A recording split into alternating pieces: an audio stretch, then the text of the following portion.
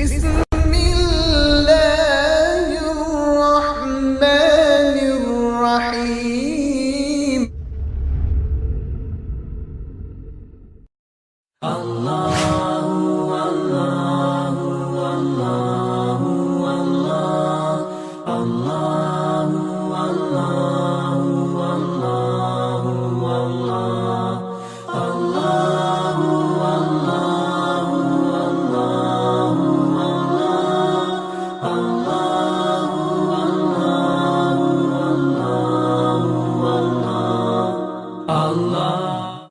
نور الأولين والآخرين وعلى آله الطيبين الطاهرين وأصحابه الراشدين المهديين. أعوذ بالله من الشيطان الرجيم. بسم الله الرحمن الرحيم.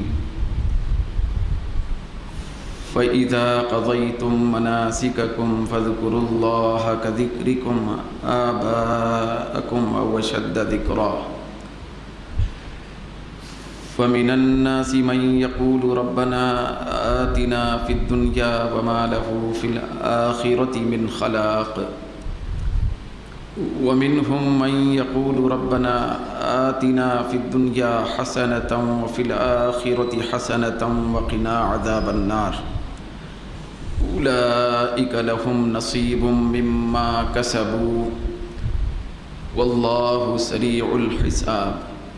صدق اللہ مولانا العظیم. جمیع احباب مکرم، انتہائی قابل قدر بزرگوں، نوجوان رفیقوں،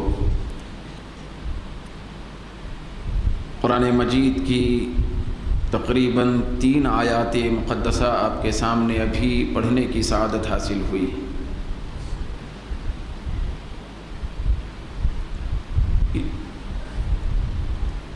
ان آیات مقدسہ کے خصوصی درس اور اس کی شرح سے پہلے جو مقدس آیات زیر درس رہیں ان کے اندر دین اور اسلام کے ایک بہت بڑے فریضہ حج کا تذکرہ انتہائی شرح و بسط کے ساتھ آپ کے سامنے آیا تھا. پھر حسن اتفاق یہ تھا کہ جس وقت ان دروس شدہ آیات کی تفسیر ہو رہی تھی تو حجاج کرام کی مکہ مکرمہ اور مدینہ منورہ حاضری بھی ہو رہی تھی. وہاں دوران حج مناسک کی ادائیگی کی تیاری میں حجاج کرام روانہ ہو کر خصوصی تیاری میں مصروف تھے. یہاں ہم لوگ مقدس آیات کی شرح پھر اس کی تفسیر کی روشنی میں عالم خیال اور عالم تصور میں وہاں کعبہ اور مدینے میں حاضر ہو رہے تھے. پھر درمیان میں کچھ خصوصی ہمارے موقع کے حساب سے بیانات کا سلسلہ یہاں رہا. پھر 10 محرم کی تاریخ بھی گزری، پھر اس کے بعد کی تاریخ بھی آئی. پھر میں آج آپ کے سامنے دروس مبارکہ کو پہلے کی دروس سے جوڑتے ہوئے خصوصی شرح اور درس کی سعادت حاصل کرنے کی کوشش کر رہا ہوں. چنانچہ اللہ تبارک و تعالیٰ کا ارشاد ہے کہ جب تم اے حجاج کرام دوران حج تمہارے مناسک کو پورا کر لو تو اللہ کا ذکر ایسے ہی کرو جیسے تم تمہارے باپ دادا کا ذکر کرتے ہو، یا اس سے بہت زیادہ ذکر کیا کرو. لوگوں میں سے کچھ وہ لوگ ہیں جو حج ادا کرنے کے بعد دعا بھی کرتے ہیں تو اس طرح کہتے ہیں کہ اے ہمارے رب ہم کو دنیا میں عطا فرما، تو حالانکہ ان کا آخرت میں کوئی حصہ نہیں ہوتا ہے. پھر انہی میں سے حجاج میں سے کچھ ایسے لوگ بھی ہوتے ہیں جو اللہ کی بارگاہ میں یہ دعا کرتے ہیں اے پروردگار تو ہم کو دنیا میں حسنہ اور بہتری عطا فرما اور آخرت میں بھی بہتری عطا فرما اور ہم کو دوزخ کے عذاب سے بچا لے۔ یہ وہ لوگ ہیں جن کے لیے اللہ تبارک و تعالیٰ ان کے محنت کے مطابق حصہ رکھا ہے، اور اللہ رب العزت بہت جلد حساب لینے والا ہے۔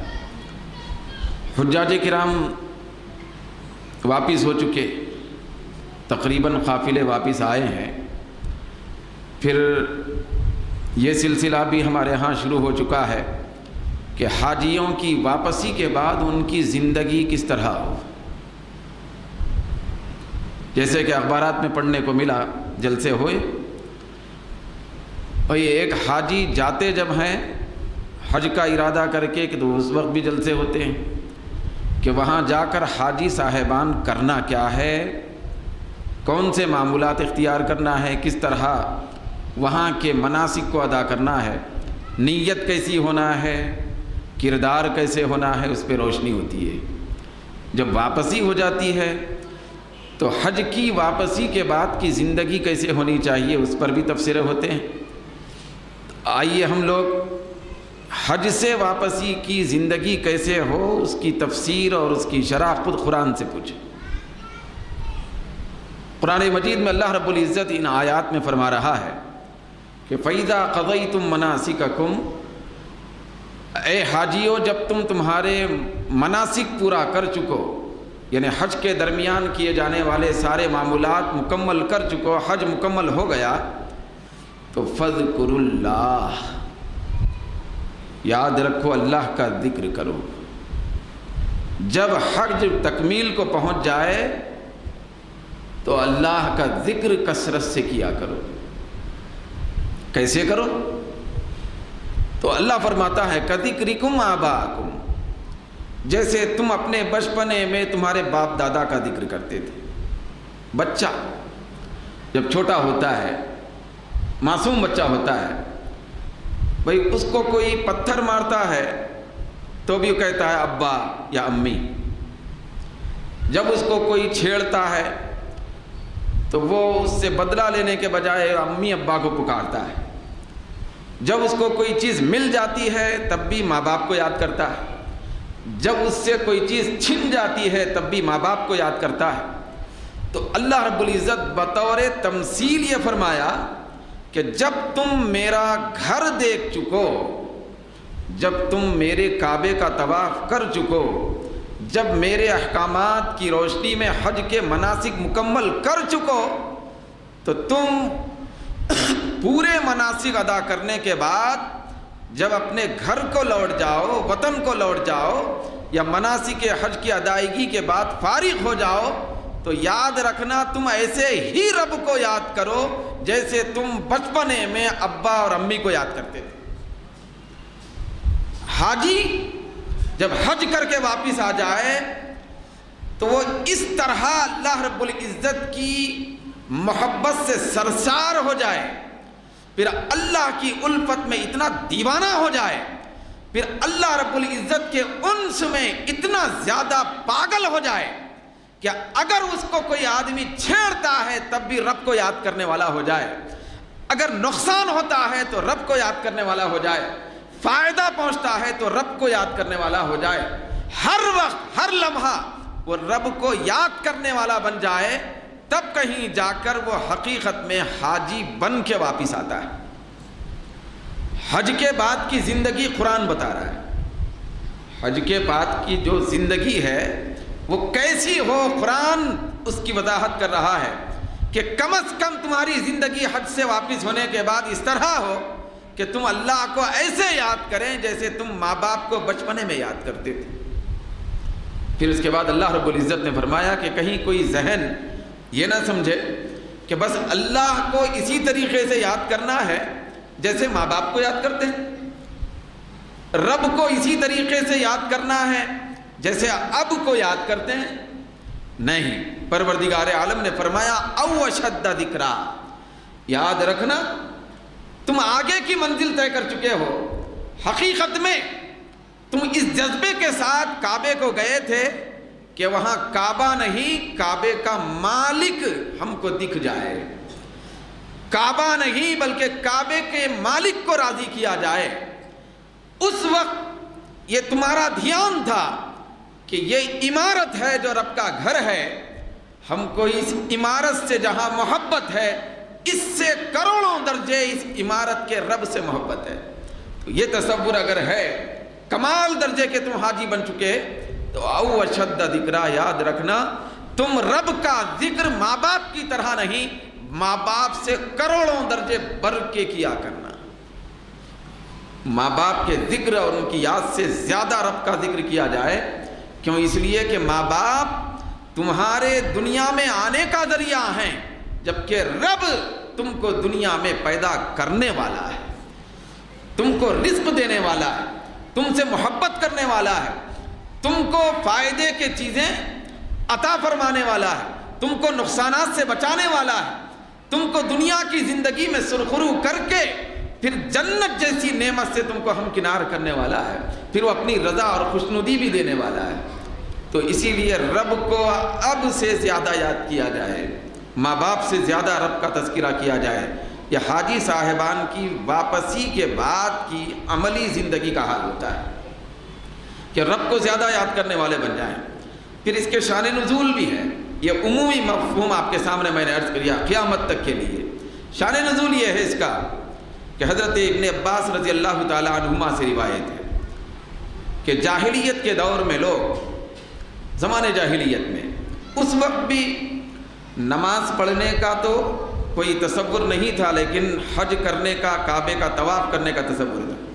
مشرکین بھی کعبے کا طواف کرتے تھے، 360 بت تو تراش کے رکھ دیے تھے، کعبے کے اطراف وہ بھی گھومتے تھے، حج کرنے کا تصور تھا، سال میں ایک مرتبہ جمع ہوتے تھے، حج کے مناسک اپنے طور پہ وہ کیا کرتے تھے۔ تو اس وقت زمانے جاہلیت میں مشرکین جب حج کرنے کے اپنے تصور کے مطابق وہاں حاضر ہوتے تھے، تو جب میدان عرفات میں کھڑے رہتے، کھڑے رہنے کے بعد ان میں سے کوئی یہ کہتا کہ کانا ابی یطعم ویحمل الحمالات ویحمل الدیات۔ کوئی کہتا کھڑے ہو کر عرفات میں کہ میرا باپ ایسا تھا کہ وہ لوگوں کو کھلاتا تھا، میرے باپ کی حالت یہ تھی کہ لوگوں کے بوجھوں کو اٹھاتا تھا، میرے ماں باپ ایسے تھے کہ وہ لوگوں کی امانتوں کو پہنچاتے تھے۔ کوئی کہتا تھا میرا باپ اپنے زمانے کا بہت بڑا بادشاہ تھا، کوئی کہتا تھا میرے امی اور ابا یہ دونوں بھی بڑے خاندان کے مالک اور بڑے خاندان کے حامل تھے۔ اس طرح ماں باپ کا ذکر کرتے تھے، میدان عرفات میں ماں باپ کا ذکر کرتے تھے۔ اللہ رب العزت نے فرمایا کہ اے لوگو، ذکر کرنا ہے تو میرا کرو، تم ایسے مقام پہ آ کر اپنے ماں باپ کی بڑائیاں بیان کرتے ہو، ہماری اپنی زبان میں شیخی بگارتے ہو۔ شیخی، ماں باپ کو یاد کر کر شیخی بگارتے تھے کہ میرے ماں باپ ایسے ہیں، میرا خاندان اتنا بڑا ہے، میرے باپ کا عالم یہ ہے، میرا باپ اتنا بڑا سخی ہے، میرا باپ اتنا بڑا بہادر اور شجاع ہے، میرا باپ بڑا پہلوان ہے۔ اس طرح میرا باپ لوگوں کو، مظلوموں کی مدد کرنے والا ہے، اس طرح ماں باپ کی شیخی بگارا کرتے تھے۔ تو اللہ رب العزت نے فرمایا خبردار، جب تم حج کے مناسک ادا کر چکو تو باپ کا ذکر نہیں، رب کا ذکر کیا کرو۔ ماں باپ کا ذکر نہیں بلکہ رب العالمین کا ذکر کیا کرو۔ اس میں تمہاری بہتری ہے، اس میں تمہاری کامیابی ہے، اس میں تمہاری نجات۔ پھر اس کے بعد یہ بھی آیا ہے کہ اس وقت جتنے عرب کے قبائل تھے وہ سب مکے میں جمع ہوتے حج کے موسم میں۔ موسم حج میں جب جمع ہو کر حج کے مناسک ادا کرتے اپنے تئیں، جب حج کے مناسک پورے ہو جاتے تو اس زمانے میں پہلے سے ہی پروگرام طے ہوتا تھا۔ جب حج کے پورے مناسک ہو جائیں تو کعبے کے صحن میں ایک بڑا جلسہ منعقد کیا جائے گا۔ جلسہ، بہت بڑا جلسہ ہوتا تھا کعبے کے سامنے۔ وہاں پر پہلے سے ہی طے شدہ پروگرام کے مطابق بڑے بڑے شعراء، ادبا وہ وہاں آتے۔ حج پورا ہونے کے بعد جو ادیب ہوتا وہ اپنی تقریر کے ذریعے اپنے ماں باپ کے فضائل بیان کرتا تھا کعبے کے سامنے۔ حج پورا کرنے کے بعد جو شاعر ہوتے وہ لوگ اپنی فضیلت میں، اپنے کردار کے فضیلت میں، اپنے خاندان کی فضیلت میں، پھر اپنے ماں باپ کی فضیلت میں، مرتبے میں اشعار بولتے تھے جاہلیت کے زمانے میں۔ پھر طریقہ کار بھی یہ تھا کہ اس وقت جتنے شعراء حاضر ہو کے یا اپنے اعتبار سے جو اشعار بولتے، جس کے اشعار عربی زبان کے اعتبار سے فصاحت و بلاغت میں بہت زیادہ آگے بڑھ جاتے، شاعری میں بہت اونچی ترقی شاعری کی ہو جاتی، جس کے اشعار میں بہت زیادہ فصاحت و بلاغت پائی جاتی، تو اس کے اشعار پر لوگ لبیک کہتے، اس کے اشعار پر لوگ مدح و ثنا کرتے، سراہتے۔ پھر ایک بازار گرم ہوتا کہ فلاں شاعر کے اشعار بہت اونچے ہو گئے ہیں۔ جب سب سے پہلا نمبر کا شاعر کامیاب ہو جاتا، لوگ کامیاب کر دیتے بڑے بڑے ادبا کہ اس کے شعر اس زمانے میں اس وقت اس حج کے موقع پر بہت بڑے کامیابی کے شعر تھے، یہ پہلے نمبر پہ کامیاب ہو گیا ہے شاعر۔ تو اس وقت طریقہ کار یہ تھا کہ اس کے پورے اشعار جو اس نے وہاں پڑھے، وہ پورے اشعار لکھ کر کعبے کی دیوار پر 1 سال تک لٹکائے جاتے تھے، تاکہ جو بھی کعبے کی زیارت کے لیے آئے تو کعبے کی زیارت کرنے کے ساتھ ساتھ حجر اسود کا دیدار کرنے کے ساتھ ساتھ وہ اس وقت کے شاعر کی کامیابی کے کامیاب اشعار بھی پڑھتا جائے۔ یہ اس زمانے کا معمول تھا، زمانے جاہلیت، ہمارے آقا کے تشریف لانے سے پہلے۔ تو اس میں بہت سارے شعراء کامیاب ہوتے تھے، ہر سال ایک کا نمبر آتا تھا، بڑے امتیازی نمبرات سے جو کامیاب ہوتا اس کے اشعار 1 سال تک لٹکائے جاتے۔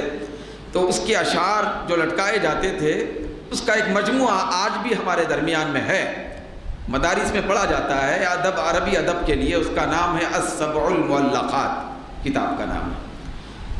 7 ایسے لٹکائے ہوئے قصیدے جو کعبے کی دیوار پر لٹکائے گئے تھے۔ تو السبع المعلقات، اس میں ایک امرؤ القیس نام کا شاعر بھی گزرا ہے، وہ بہت بڑا ادبی شاعر تھا، اس کے اشعار بھی کعبے کی دیوار پہ لٹکائے گئے تھے۔ جو کامیاب ہو جاتا، جس کے اشعار بہت اونچے مرتبے پہ پہنچ جاتے، فصاحت و بلاغت و ندرت میں، نایابی میں، تو اس کے اشعار کعبے پہ لٹکائے جاتے تھے۔ تو اس وقت جب کعبے پہ لٹکاتے تو کعبے پہ لٹکائے ہوئے اشعار بھی وہ اللہ کے ذکر پر مشتمل نہیں ہوتے تھے، وہ اپنے ماں باپ کے ذکر پر، اپنے کردار کے ذکر پر، اپنے خاندانی شرافت کے ذکر پر، پھر اپنے کرتوتوں کے ذکر پر بھی مشتمل ہوتے تھے، لٹکاتے تھے۔ تو اللہ رب العزت نے آیت کریمہ بعد میں نازل فرمایا کہ فَإِذَا قَضَيْتُم مَنَاسِكَكُمْ فَاذْكُرُوا اللَّهَ، یاد رکھو اے میرے گھر پر اپنے باپ دادا کے اشعار لٹکانے والوں، اپنی خاندانی شرافت بگارنے والوں، نہیں ہو سکتا میرے گھر کا طواف کرنے کے بعد تمہیں چاہیے کہ کثرت سے میرا ذکر کیا کریں، کم از کم اتنا ذکر میرا کیا کریں جتنا تم اپنے باپ دادا کا کیا کر رہے ہیں۔ میرا ذکر تو ان سے زیادہ کرنا ہے، کیونکہ تم اب میرے گھر کا طواف کر چکے ہو۔ تو اللہ رب العزت نے برملا فرمایا کہ خبردار، حج کرنے کے بعد تمہارا ذکر نہیں ہوگا، میرا ذکر ہوگا، تمہاری خاندانی برتری اور ترقی کا ذکر نہیں کیا جائے گا، میری ربانیت کا ذکر ہوگا، میری ستاریت کا ذکر ہوگا، میری رزاقیت کا ذکر ہوگا، میری خالقیت کا ذکر ہوگا، میری رحمانیت اور رحیمیت کا ذکر ہوگا، میرے کرم اور لطف کا ذکر ہوگا، میری شفقت کا اور محبت کا ذکر ہوگا، میری کبریائی اور بڑائی کا ذکر ہوگا۔ خبردار، اگر تم حج کرنے کے بعد بھی مجھ کو یاد نہیں کرو گے تو تمہارا حج مردود ہوگا، تمہارا حج مردود ہوگا۔ وہی اس لیے بتایا گیا کہ حج ادا کرنے کے بعد حاجی کثرت سے اللہ کا ذکر کرنے والا بن جائے، کثرت سے ذکر کرنے والا۔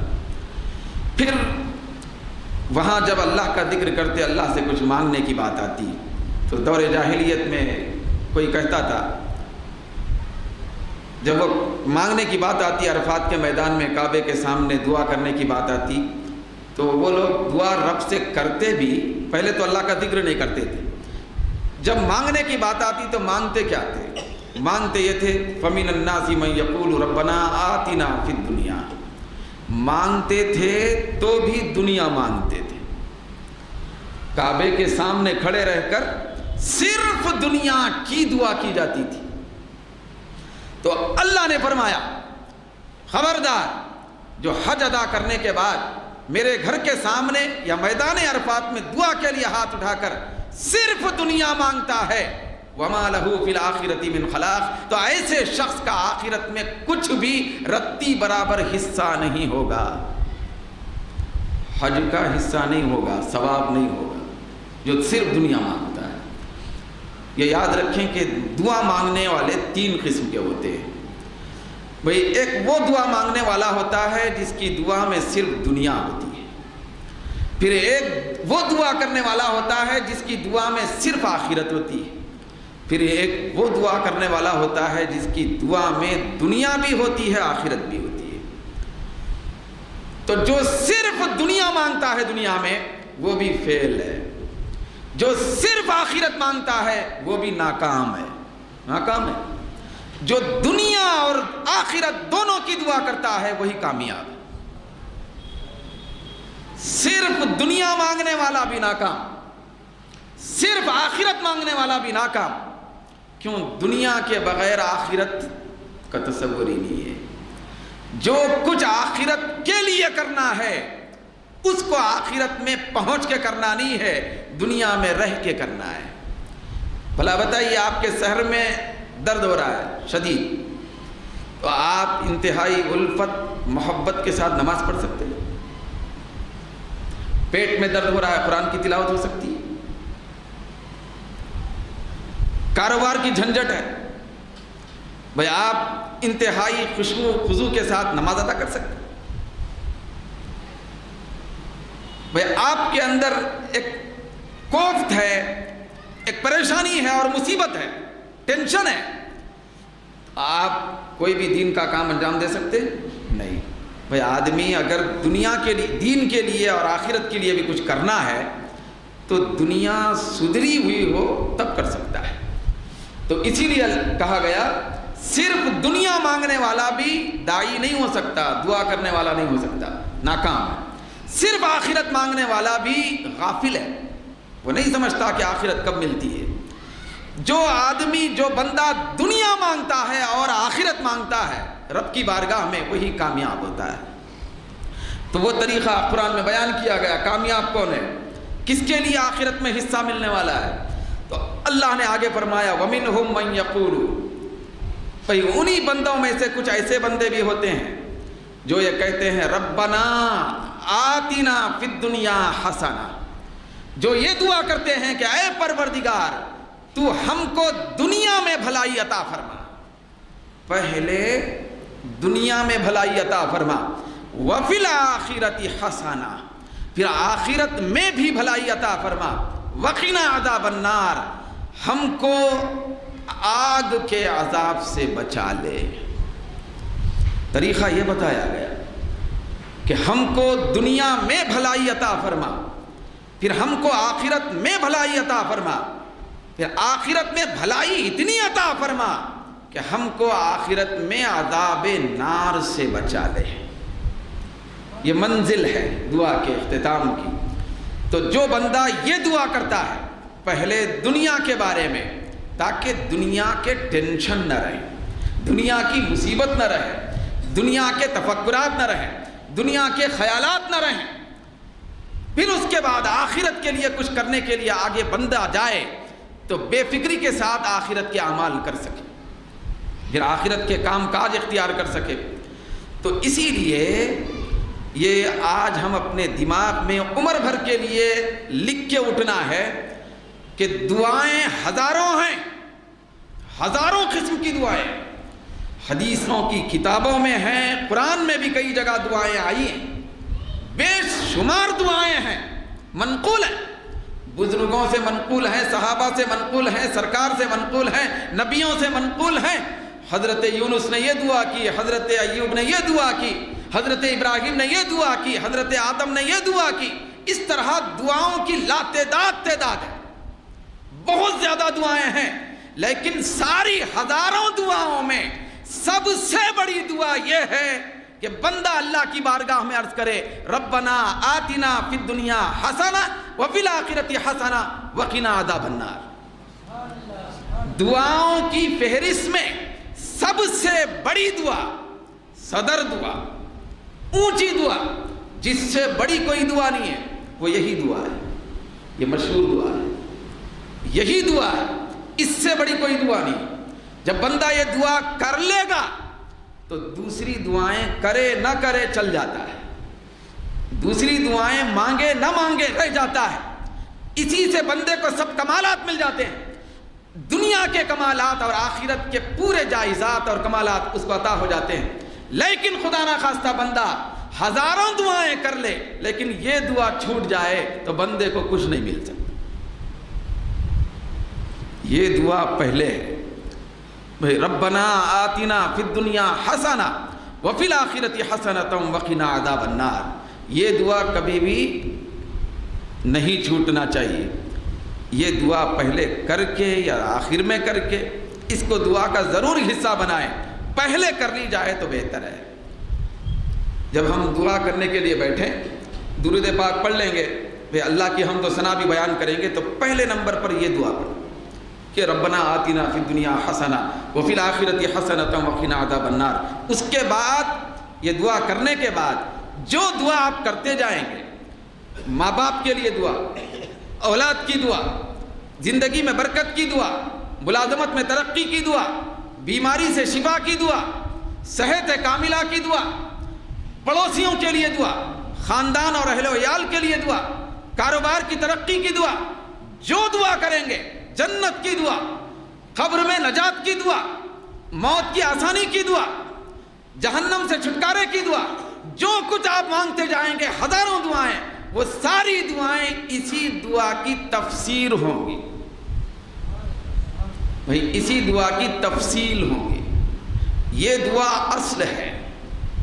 حدیث شریف میں آیا، سرکار دو عالم صلی اللہ علیہ وسلم نے ارشاد فرمایا کہ اللہ تبارک و تعالی آسمان و زمین پیدا کرنے سے پہلے، آسمان اور زمین پیدا کرنے سے پہلے حجر اسود جہاں اب ہے، کعبے میں جہاں جب حجر اسود لگا ہوا ہے، وہاں پر آسمان و زمین پیدا ہونے سے پہلے اللہ نے ایک فرشتے کو مقرر فرمایا۔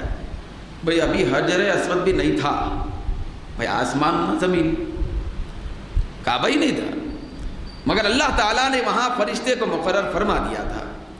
وہ فرشتہ جب سے مقرر ہوا ہے، پھر ابھی بھی ہے اور قیامت تک رہے گا۔ وہ فرشتے کا کام صرف ایک ہی ہے، وہ یہ ہے کہ جو بھی شخص عمرہ کرنے والا، حج کرنے والا، طواف کرنے والا یا اس کو بوسہ لینے والا وہاں حاضر ہو کر یہ دعا مانگے تو فرشتہ اس پر آمین کہتا ہے۔ وہ فرشتے کی ڈیوٹی ہی یہ دعا پہ آمین کرنا ہے۔ اس فرشتے کا کام ہی یہ ہے کہ یہ جب بندہ کوئی بھی اللہ کا یہ دعا کرے تو آمین کہے، تو یہ دعا رد نہیں ہوگی، یہ دعا رد نہیں ہوگی، آمین فرشتہ کہتا ہے۔ تو اسی لیے کثرت سے ہمارے اسلاف، خود سرکار کی سیرت اور سرکار کی سنت اور طریقہ معمول تھا، جب حجر اسود کے پاس تشریف لے جاتے تو یہ دعا فرماتے تھے، ربنا آتنا فی الدنیا حسنہ وفی الآخرۃ حسنۃ وقنا عذاب النار۔ تو اللہ رب العزت یہاں یہ بتانا چاہتا ہے کہ حاجی صاحبان جب حج کر کے واپس آئیں، پھر اپنے اپنے مقام کو پہنچیں، تو پہلے بھی دعائیں کرتے تھے ہوں گے، دوران حج بھی انہوں نے دعائیں کی ہوں گی، لیکن حج سے فراغت کے بعد کثرت سے اپنی پوری عمر بھر کے لیے یہ حصہ اس دعا کو بنایا جائے۔ ہمیشہ یہ دعا حاجی صاحبان ضرور کیا کریں، بھئی اسی دعا کے مانگنے میں دنیا و آخرت کی ترقی رکھی ہوئی ہے۔ چنانچہ حدیثوں میں آیا، اب حدیثوں میں اس کی بہت زیادہ فضیلتیں بیان کی گئیں اس دعا کی، ربنا آتنا فی الدنیا حسنہ وفی الآخرۃ حسنۃ وقنا عذاب النار۔ یہ جو دعا ہے اس کی فضیلتیں اتنی زیادہ آئی ہیں کثرت سے روایتیں موجود ہیں۔ حضرت انس بن مالک رضی اللہ تعالیٰ عنہ سے روایت ہے۔ حضرت انس بن مالک یہ بخاری شریف، مسلم شریف، پھر ابو داؤد، پھر مسند امام احمد بن حنبل، پھر ابن حبان، ان ساروں کے پاس یہ روایت معتبر ہے۔ بخاری میں بھی آئی حدیث، مسلم میں بھی آئی۔ حضرت انس بن مالک رضی اللہ تعالی عنہ نے ارشاد فرمایا کہ کان النبی صلی اللہ علیہ وسلم یقول اللہم ربنا آتنا فی الدنیا حسنہ وفی الآخرۃ حسنۃ وقنا عذاب النار۔ حضرت انس فرماتے ہیں ہمارے اور آپ کے آقا صلی اللہ علیہ وسلم یہ دعا ہمیشہ کیا کرتے تھے، یہ دعا ہمیشہ فرمایا کرتے تھے، یہی دعا بخاری میں آیا۔ پھر اس کے بعد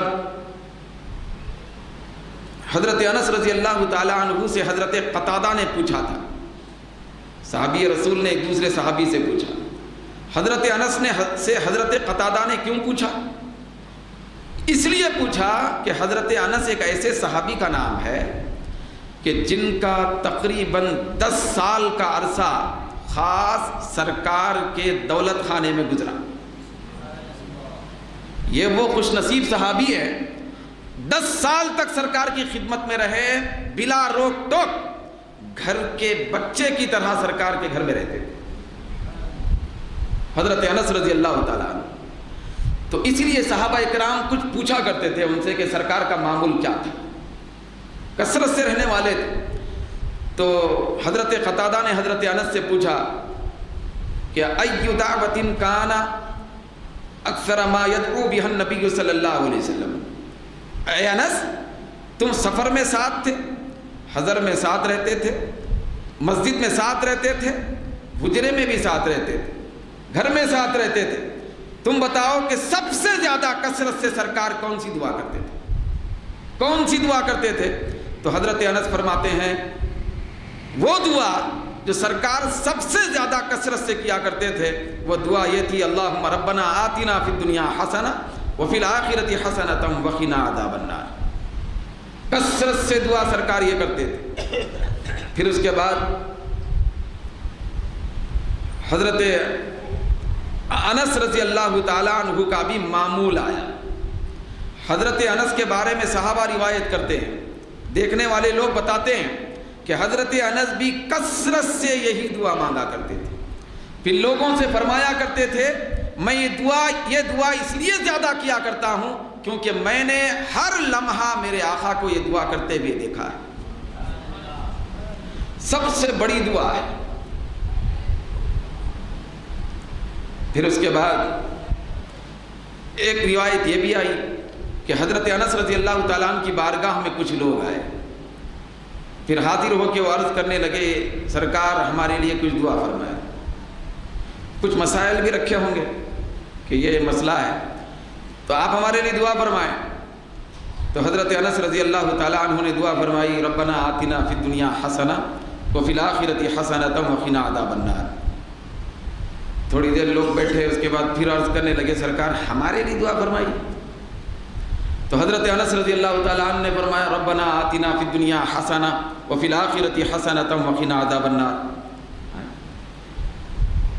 سرکار آپ ہمارے مسائل کے لیے دعا فرمائیے۔ ہم عرض کر رہے ہیں مسائل ہمارے لیے کوئی دعا فرمائیے۔ تو حضرت انس رضی اللہ تعالیٰ عنہ نے بھی تیسری مرتبہ پھر دعا فرمائی، ربنا آتنا فی الدنیا حسنہ وفی الآخرۃ حسنۃ وقنا عذاب النار۔ تھوڑی دیر رک کے وہ مایوس کن انداز میں اٹھ کے جانے لگے۔ تو حضرت انس نے ان کو بلایا، آپ نے ارشاد فرمایا، اے لوگو ہر مرتبہ میں دعا کر رہا تھا، تم لوگ کہتے جا رہے تھے بدستور کہ ہمارے لیے دعا فرمائیے، ہمارے مسائل کے لیے دعا فرمائیے، تو کیا ہوا آپ کیوں جا رہے ہیں ایسا اس طرح؟ تو لوگ کہنے لگے سرکار آپ ہمارے لیے دعا کرنے کے بجائے یہ ربنا آتنا فی الدنیا حسنہ، اے پروردگار تو ہم کو دنیا میں بہتری عطا فرما، پھر آخرت میں بھی کامیابی بھلائی عطا فرما اور ہم کو دوزخ کے عذاب سے بچا لے، یہ دعا کر رہے آپ۔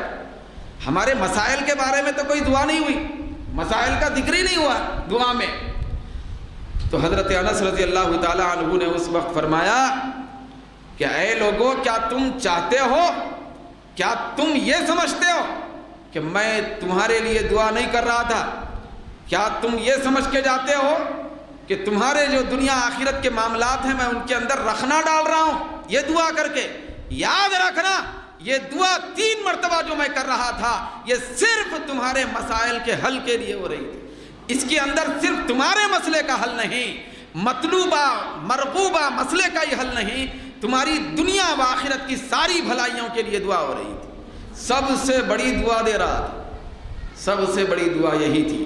حضرت انس رضی اللہ تعالیٰ عنہ نے فرمایا کہ جب اللہ تبارک و تعالیٰ تم کو دنیا میں بھلائی عطا فرما دیا، پھر آخرت میں بھی تم کو کامیابی مل گئی، تم کو عذاب نار سے بچا لیا، تو فقد آتاکم الخیر کلہ، یاد رکھنا تم کو اللہ تعالیٰ ہر خیر عطا فرما دیا، سب چیزیں مل گئی اس دعا کے ذریعے سے۔ یہ دعا ساری دعاؤں کو مقبول بنانے والی ہے، یہ دعا سارے دعاؤں کے اندر کے مفاہیم کو اپنے اندر رکھتی ہے، ہر دعا کا معنی اس دعا کے اندر ہے، اس دعا کے اندر ہے۔ مفسرین نے کھول کے بیان فرمایا کہ ربنا آتنا فی الدنیا حسنہ میں کیا کیا چیزیں آتی ہیں، پروردگار تو ہم کو دنیا میں بھلائی عطا فرما، کیا چیزیں آتی ہیں؟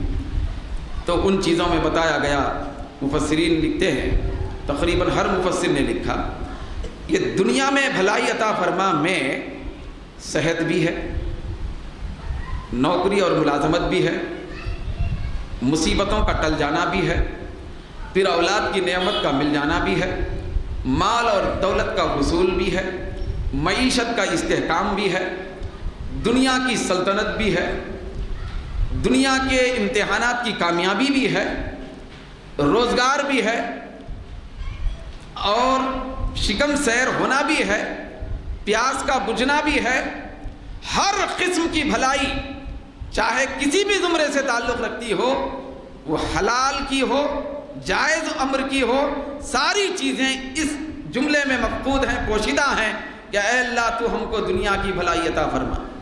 اس کے ذریعے سے صحت بھی مل جاتی ہے، نوکری بھی مل جاتی ہے، ملازمت بھی مل جاتی ہے، پریشانی ٹل جاتی ہے، اولاد کی نعمت بھی مل جاتی ہے، حصول روزگار بھی ہو جاتا ہے، معیشت کو استحکام بھی ہو جاتا ہے، امتحان میں کامیابی ہو جاتی ہے۔ جو جس مقصد کو چاہتا ہے دنیا کے اعتبار سے، آرائش اور آرائش کے اعتبار سے، پروردگار عالم اس جملے کے صدقے میں اس کو عطا فرماتا ہے۔ وفی الآخرۃ حسنہ، پھر آخرت میں بھلائی عطا فرما۔ اس کے اندر پروردگار عالم کے بڑے بڑے عطا کردہ چیزیں جو آخرت سے تعلق رکھتی ہیں وہ سب پوشیدہ ہیں۔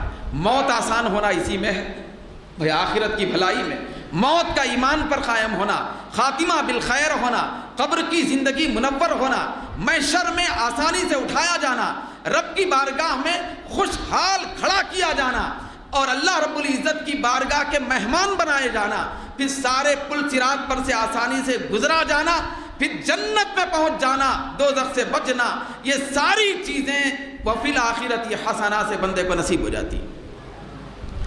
بھئی آخرت کا کوئی گوشہ، دنیا کا کوئی پہلو بندے کے دل سے دور نہیں رہ سکتا۔ یہ دو جملوں کے اندر ساری چیزیں مہیا ہو جاتی ہیں، سب چیزیں مل جاتی ہیں۔ سب سے بڑی دعا ہے ربنا آتنا فی الدنیا حسنہ وفی الآخرۃ حسنہ وقنا عذاب النار۔ ہمارے اسلاف کا طریقہ بتایا گیا، بعض بزرگوں کا طریقہ خاص طور پہ آیا، وہ پوری عمر بھر، زندگی بھر، وہ پوری زندگی اس دعا کو چھوڑ کر کوئی دوسری دعا کیے ہی نہیں، زندگی بھر ہمیشہ یہی دعا کرتے رہے، کوئی دعا انہوں نے زائد نہیں کی۔ وہ سمجھتے تھے یہ مفہوم، وہ عارف ہوتے تھے، وہ سمجھتے تھے کہ اس دعا کے اندر کیا کیا رکھا ہوا ہے۔ اس دعا کے بعد جو ملنا ہے وہ ملنا اتنا ہوتا ہے کہ کسی دعا کی ضرورت ہی نہیں پڑتی، اتنا ملتا ہے کہ دعا کرنے کی ضرورت نہیں پڑتی، آدمی حاجت مند رہتا ہی نہیں۔ بہت بڑی دعا ہے۔ تو اسی لیے فرمایا گیا، حضرت انس رضی اللہ تعالیٰ عنہ سے ہی روایت ہے کہ آقائے دو جہاں صلی اللہ علیہ وسلم ایک مسلمان آدمی کی عیادت کے لیے تشریف لے گئے۔ بیمار تھا آدمی، قریب بمرگ تھا، موت کے قریب تھا، پھر آخری سانسیں چل رہی تھی، سرکار کونین صلی اللہ علیہ وسلم جب اس کی عیادت کے لیے مزاج کرسی کے لیے تشریف لے گئے تو روایت میں آیا، حضرت انس فرماتے ہیں کہ وہ ایک مرغی کے یا چڑی کے بچے کی طرح بن چکا تھا، اس طرح موت کے قریب تھا، بس ایسا سکڑا ہوا تھا، ہڈیاں باقی تھیں، ایک چوزے کی طرح، قد سارا مثل الفرخ، چوزے کی طرح دکھائی دیتا تھا۔ تو جب آقائے دو جہاں صلی اللہ علیہ وسلم نے اس کی عیادت فرمائی تو سرکار نے اس سے پوچھا کہ اے میرے غلام، هل تدعو اللہ بشیء او تسألہ ایاہ، بتا کیا اللہ سے کوئی دعا بھی کر رہا ہے؟ اس وقت موت کے قریب پہنچ چکا ہے، بھئی ایک چوزے کی طرح سکڑ گیا ہے، کیا اس طرح آخری وقت میں اللہ سے کوئی دعا کر رہا ہے؟ کچھ اللہ سے مانگتا بھی ہے؟ قال، اس نے کہا نحیف آواز میں، نعم یا رسول اللہ، ہاں کر رہا ہوں، میں اللہ سے دعا کر رہا ہوں۔ پھر وہ کہنے لگا کنت اقول، میں یہ کہہ رہا ہوں، اللہم ما کنت تعاقبنی بہ فی الآخرہ فعجلہ لی فی الدنیا، یہ دعا کرنا، اے پروردگار تو اگر مجھے آخرت میں سزا دینا چاہتا ہے، میرے کسی عمل پر مجھے سزا دینے والا ہے، عذاب دینے والا ہے، تو اے پروردگار تجھ سے میری دعا یہ ہے کہ وہ عذاب و سزا اسی جیتے جی سانس نکلنے سے پہلے دنیا میں دے لے، یہیں دے لے، مگر آخرت میں مت دے، یہ دعا کر رہا ہوں۔ فقال رسول اللہ صلی اللہ علیہ وسلم، سرکار نے ارشاد فرمایا سبحان اللہ، یہ تعجب کا کلمہ تھا، سرکار نے سبحان اللہ فرمایا، اس کے بعد سرکار نے ارشاد فرمایا لا تطیقہ او لا تستطیعہ، یاد رکھنا اے بندے تو اس دعا کا طاقت رکھنے والا نہیں ہے، تو چوزا بن چکا ہے، بھئی آخرت کا کوئی عذاب اللہ نے تیرے لیے طے کیا ہے تو دنیا میں یہاں دے لے تو تو طاقت نہیں رکھ سکتا، تیرے اندر اتنی طاقت اور استطاعت ہی نہیں ہے کہ تو یہ دعا کر لے۔ اس کے بعد سرکار دو عالم نے ارشاد فرمایا کہ اے بندے تو اپنی مرضی سے وہ دعا کر رہا ہے، تو یہ دعا کیوں نہیں کرتا؟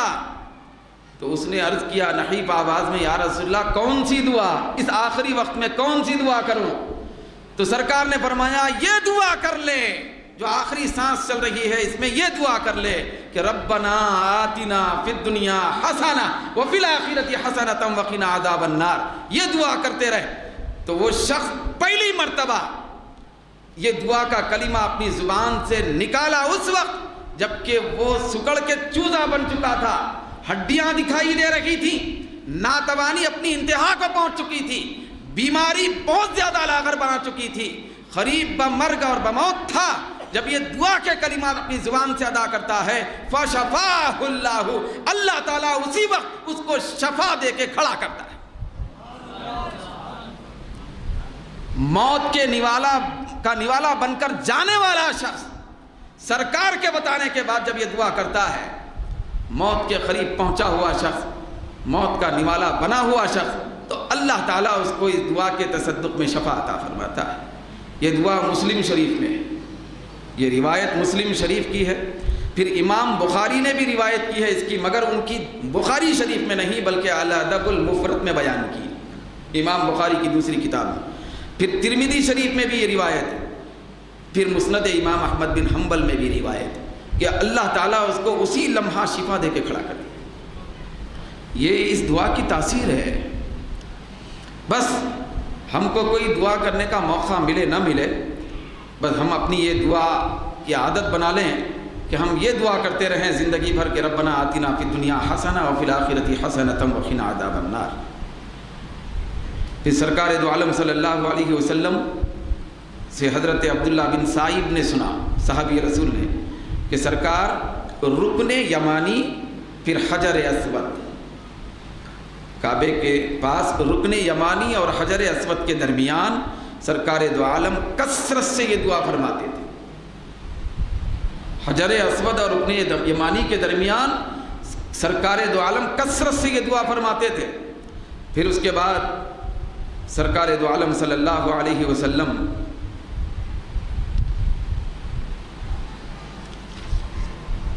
کثرت سے دعا کرنے کے ساتھ ساتھ تلقین فرمایا کرتے تھے کہ اے لوگو، تم اگر دنیا و آخرت کے سارے مطلوبہ غیر مطلوبہ چیزوں کو اللہ سے پانا چاہتے ہو، جو تم مانگے وہ بھی مل جائے، جو تم نہیں مانگے وہ بھی مل جائے، تو تم اگر ساری چیزیں حاصل کرنا چاہتے ہو تو تم اس دعا کو اپنی زبان کا ورد بنا لو. ورد بنا لو.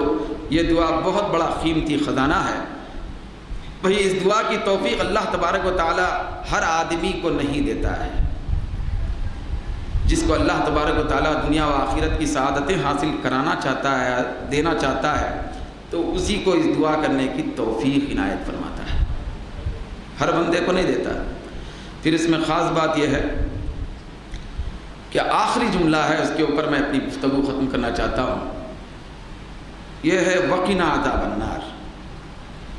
دو دعائیں آخرت اور دنیا سے تعلق رکھنے کے بعد پھر آخرت اور دنیا کے درمیان میں بھی پہلے دنیا کے لیے دعا کرنے کی تلقین آئی.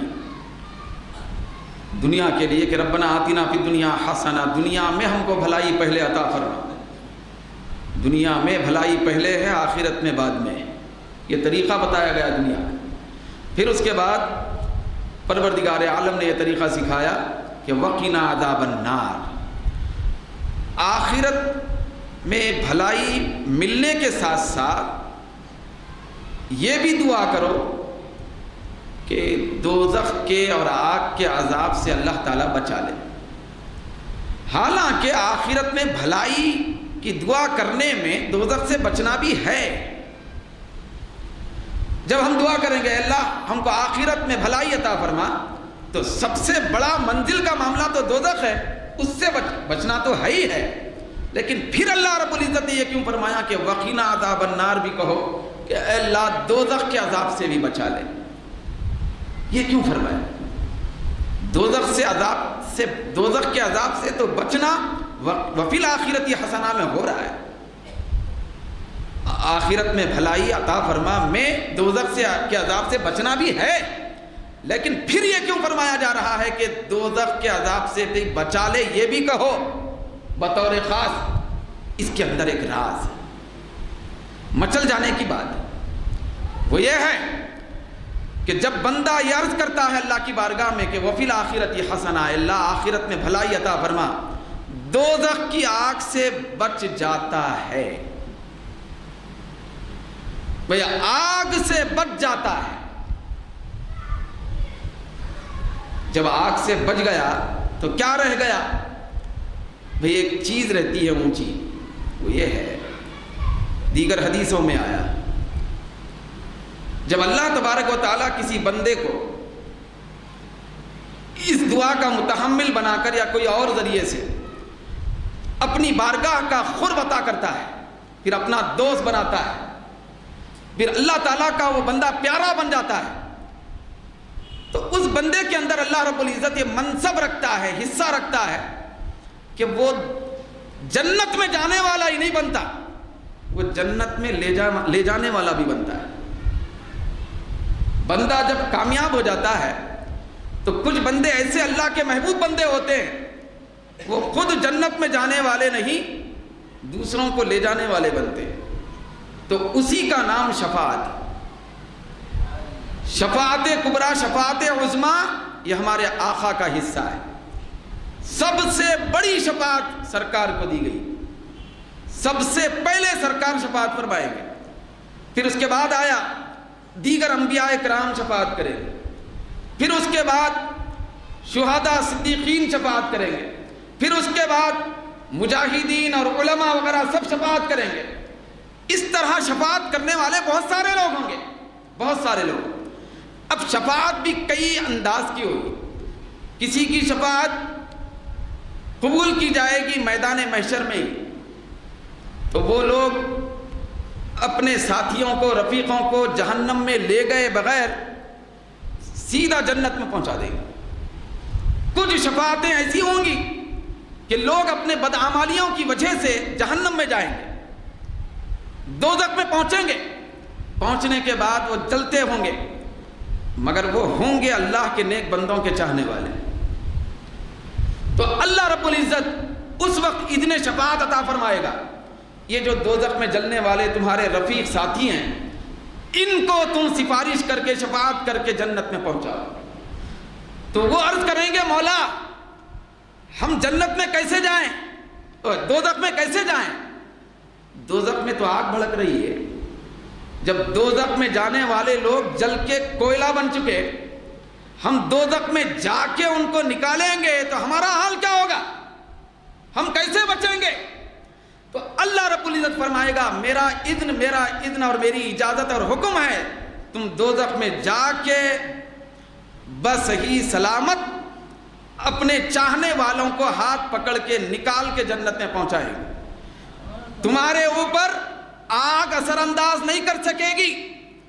تو اسی لیے فرمایا جا رہا ہے وقنا عذاب النار، اے پروردگار آخرت کی کامیابی عطا ہونے کے بعد، ہم دوزخ سے بچائے جانے کے بعد، جب ہم دوستوں کو رفیقوں کو چاہنے والوں کو دوزخ سے نکالنے کے لیے دوزخ میں جائیں گے، تو جانا تو دوزخ میں ہوگا لیکن دوزخ کے عذاب کا اثر نہیں ہوگا۔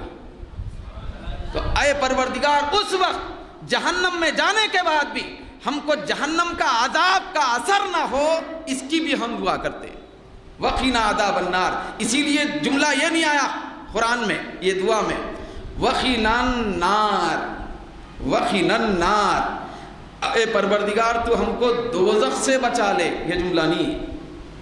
قابل غور بات، یہاں دعا میں یہ جملہ ہرگز نہیں ہے کہ اے اللہ تو ہم کو دوزخ سے بچا لے، بلکہ دعا یہ ہے وقنا عذاب النار، اے پروردگار دوزخ سے نہیں دوزخ کے عذاب سے بچا لے۔ کیوں؟ اس لیے کہ دوزخ سے بچا لے کی دعا ہو تو ساتھیوں کو نکالنے کے لیے کیسے جایا جائے گا؟ دوزخ میں جانا بھی تو ہے چاہنے والوں کو نکالنے کے لیے۔ تو اسی لیے اللہ رب العزت نے یہ طریقہ بتایا، اے میرے بندو جب تم دعا کرنا ہے پہلے دنیا کی بھلائی کی دعا کرو، پھر آخرت کی بھلائی کی دعا کرو، پھر بطور خاص دوزخ کے عذاب سے بچنے کی دعا کرو، تاکہ تم دوزخ میں جائیں اپنے چاہنے والوں کو نکالنے کے لیے، ساتھیوں کو نکالنے کے لیے، رفیقوں کو نکالنے کے لیے۔ تو اس وقت دوزخ میں داخلہ ضرور ہو لیکن عذاب نہ ہو، دوزخ کا اثر نہ ہو۔ تو خاص یہ جملہ وہ نکالنے والوں کے لیے ہے، نکالنے والوں کے لیے ہے کہ اللہ تو ہم کو دوزخ کے عذاب سے بچا لے، دوزخ سے نہیں دوزخ کے عذاب سے بچا لے۔ تو اللہ رب العزت نے بہت زیادہ فصاحت و بلاغت، بہت زیادہ گہرائی کے جملوں پر مشتمل یہ دعا ہم کو عنایت فرمایا، بہت بڑا قیمتی خزانہ ہے اللہ کا دیا ہوا۔ تو اس دعا کو کبھی بھی ہم نہیں چھوڑنا چاہیے۔ جو بندے اس دعا کو ترک کرتے ہیں وہ دنیا و آخرت سے بالکل محروم ہو جاتے ہیں، بالکل محروم ہو جاتے ہیں، ان کے حصے میں کچھ نہیں آتا۔ جب یہ دونوں چیزوں کی اور تین چیزوں کی ملا کر دعا کرتے ہیں، یہ دعا جب بندے کرتے ہیں تو اللہ رب العزت نے خود فیصلہ سنا دیا کہ اولئک لہم نصیب مما کسبوا، یہی وہ خوش نصیب لوگ ہیں جن کو اللہ تبارک و تعالیٰ ان کی دعا پر بہت بڑا حصہ ان کو عطا فرمانے والا ہے۔ جو یہ دعا کرتے ہیں تو ان کو بہت بڑا حصہ ملنے والا ہے۔ واللہ سریع الحساب، پروردگار عالم جلد سے جلد حساب لینے والا ہے۔ جو یہ دعا کرنے والے ہیں ان کو بھی حساب جلد لے کر ان کو اعلیٰ منصب عطا کرے گا۔ جو صرف دنیا کے لیے دعا کرتے ہیں ان کو بھی دنیا میں جو کچھ ملنا ہے اس کے حساب سے ان کو پروردگار عالم عنایت فرمائے، لیکن آخرت سے محرومی ہوگی، کیونکہ وہاں فرمایا گیا وما لہ فی الآخرۃ من خلاق۔ بھائی ایسے بندوں کے لیے جو صرف دنیا کے لیے دعا کرتے ہیں ان کا آخرت میں کوئی حصہ نہیں ہوگا۔ حصہ انہی لوگوں کو ملے گا جو ربنا آتنا فی الدنیا حسنہ کی دعا کرتے ہیں۔